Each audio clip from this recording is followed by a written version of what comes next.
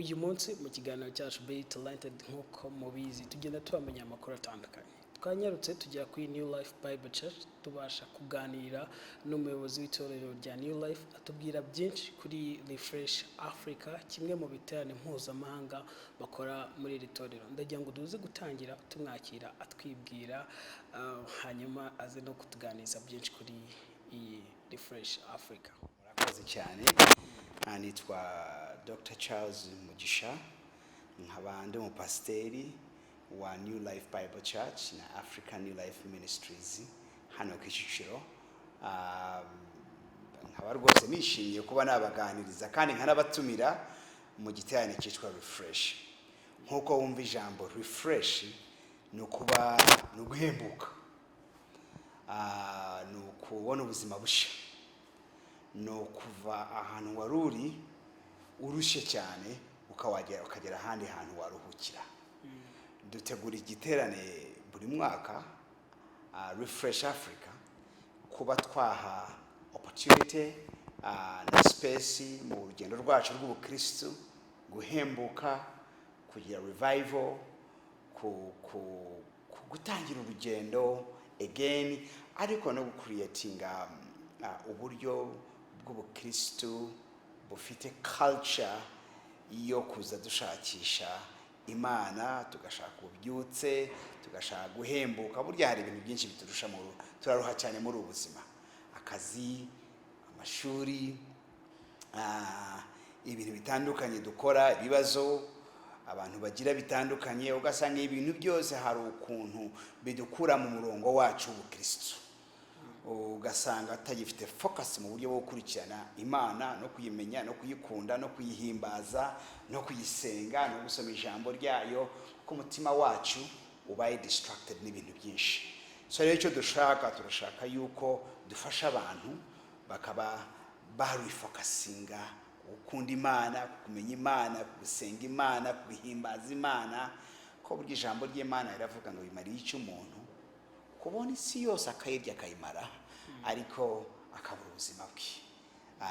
Really ngiyo niyo gist na focus ya Refresh.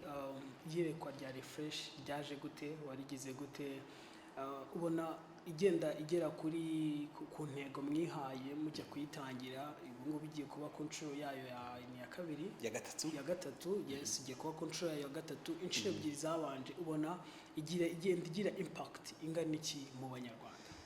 Hasa jewe ukuntu Refresh yatangiye, Refresh yatangiriye mu buzima bwanjye. Maze imyaka myinshi ndi umukristo, nakijwe mfite imyaka 17 muri 84.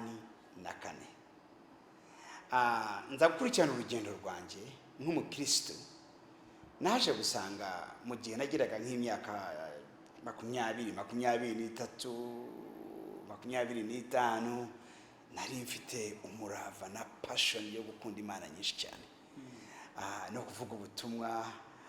Ubukristo bwanjye ari buzima, mfite imyaka 30, ariko aho ukomeza guhura n'ibintu byinshi, kujya mu mashuri, gukora akazi, naje kwibaza ndacyakunda Imana nkuko nayikundaga kera. Urukundo rwa mbere nari nyifitiye nirwo nyifite. Ntangira gushakisha Imana mu buzima bwanjye n'amasengesho yuko umutima wanjye wagira ububyutse, nkasubira kugira rwa rukundo rwanjye rwa mbere. Rwa rukundo rwanjye rwa mbere nakundaga Imana, narwo rukundo nakundishaga abantu b'Imana, nkibaza ndacyarufite. Nakundishaga umurimo w'Imana.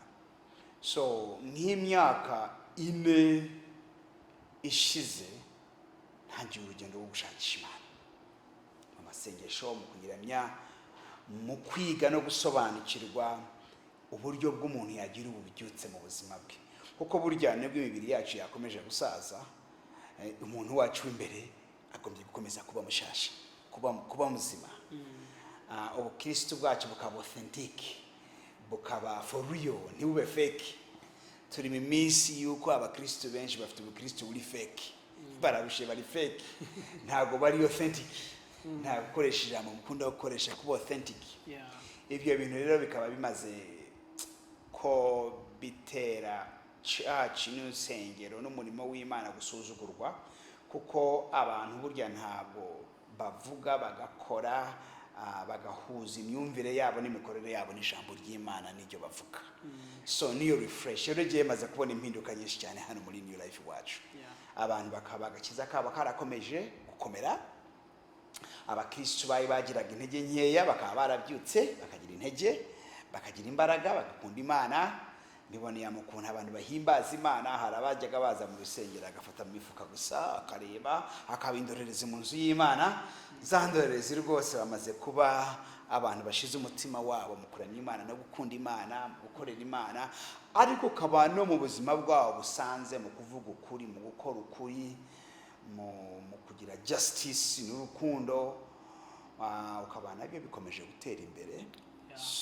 Then mu rubyiruko byo ukabona ko byabahaye umuriro mushasha mu Mana, uko buryo habwo urubyiruko ruba mu authentic kurusha abantu bakuze batari biga kuba fake no kugerageza gufekinga ubukristo. So rero biradufasha no gutanga generation yo gufasha urubyiruko dufite kumenya authenticity y'ubukristo, bakaba bagira example abayobozi bakristo bakuze, kumenya yuko abantu bakunda Imana umutima wabo wose kandi bakayikorera n'umutima wabo wose. Refresh is about revival, it's about renewal, it's about restoration, it's about rejuvenation.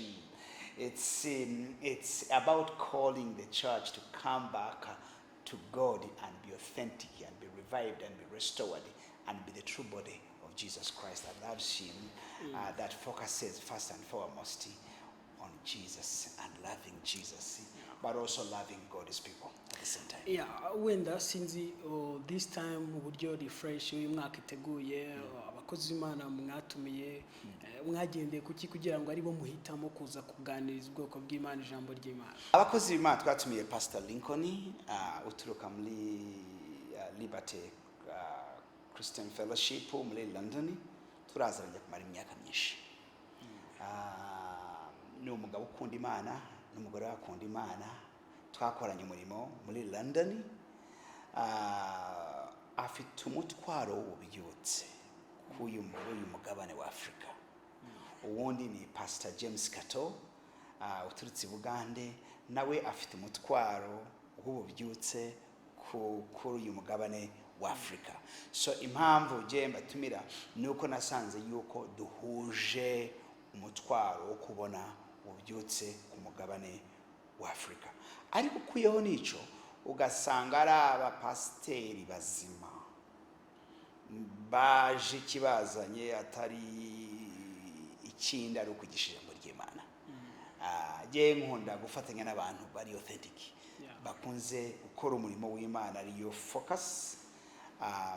Niyo mpamvu bahamagara ko bafite umutwaro wo kubona ububyutse kuri iyi continent ya Afrika, kandi uziko ububyutse bukomeye cyane bwa mbere butinze ni ububyutse bwatangiriye hano mu Rwanda muri 1930.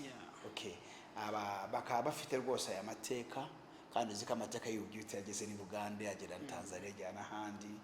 Tukaba tuyafatanyije, tukaba dufatanyije no gukurikirana ububyutse, gukurikirana ibintu by'umwuka, no kubona ukuntu ibyo bintu by'umwuka byaba integrated mu bintu by'umubiri. Ko n'ikindi kibazo dukunda kugira, abantu benshi bakunda kuba abanyamwuka cyane bakibagirwa ko bari mu mubiri. So inyigisho zacu zifasha abantu kumenya ko bari mu mwuka, ariko bakamenya ko bari no mu mubiri, hakaba balance y'ubukristo. Abantu benshi harabona hamagara kuko nzi ko bari butujyane mu mwuka kandi tukibagirwa ibintu by'umubiri. So cyangwa bandi bakakugisha iby'umubiri cyane ntibakwibutse ibyo mu mwuka.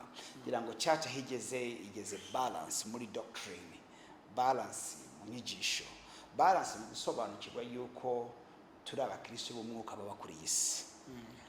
Hanyuma wenda ndajya uze kutwibutsa n'iryari bizamara iminsi ngahe kugira umuntu abashe kuba yahaboneka wenda utabarizwa mu itorero New Life birasabye. Rwose iki gitari ntabwo ari cya New Life gusa, ni icya abakristo bose mu Rwanda no kuri uyu mugabane wa Afrika. Dufite nk'abantu 100 bagiye kuva mu Bugande kuza muri iki giterane.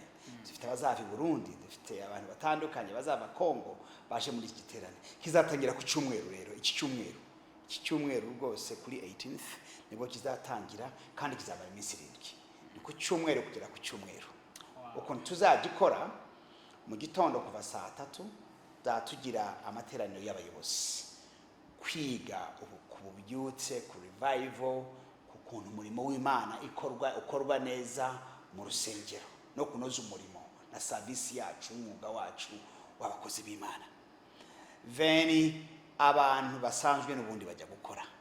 Rero saa 9 zadutangira igiterane cya refresh ku mugoroba buri munsi kuva ku cyumweru ku mugoroba w'iki cyumweru kuzagera ku kindi. Yes, ku cyumweru cya 24. Turashaka ko twakoraga iminsi 34 ariko twasanze yuko dushaka ko abantu benshi bakibonamo. Utashoboye kuza kuwa mbere abe yaza kuwa kabiri, utashoboye kuza kwa kabiri abe yaza kuwa gatatu. So nicyo gituma twakomeje kukidistributinga tugira iminsi ihagije. Ariko rero burya niyo igiterane kimaze iminsi abantu baranoga bagashuha bakaryoherwa. Ntihazagire ubura. Umujyi wose wa Kigali mwese turabatumiye kuri New Life kandi turabakunda. Muze dufatanye muri iki giterane cya refresh kuva kuri cyumweru kigiye gutangira kugera ku cyumweru gitangira gisubira 18th to 25th y'uku kwezi kwa gatatu.